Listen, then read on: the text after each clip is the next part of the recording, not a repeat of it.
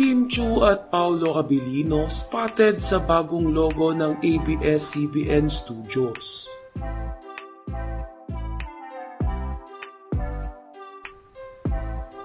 Nahagip ng mata ng mga tagahanga nina Kim Chiu at Paolo Abilino ang kanilang mga idolo sa inilabas na pre-slogan ng ABS-CBN Network.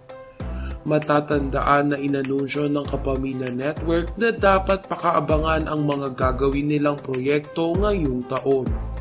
Kaya naman, ang makita sina Kim at Paolo sa naturang slogan ay isang senyales na dapat abangan ngayong 2024 ang tambalang Kim Pao.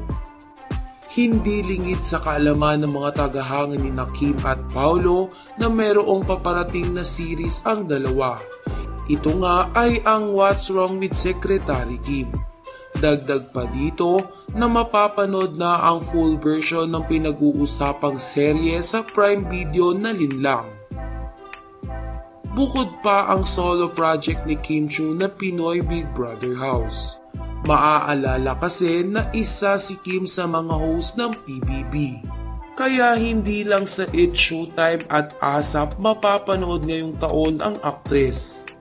Samantala, dahil dito ay napagtanto ng mga fans ni Kim kung bakit hanggang ngayon ay nasa Amerika pa rin si Kim Chiu.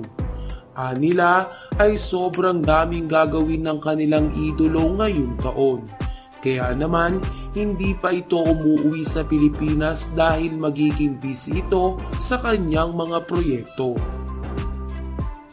Sa kabilang banda ay excited na ang Kim Pao fans sa big turnaround ng ABS-CBN kina Kim Chiu at Paolo Abilino. Hiling naman nila na sana ay magkaroon ng movie ang dalawa ngayong taon. Dahil panigurado nakikita ang tambalan ng dalawa sa takilya.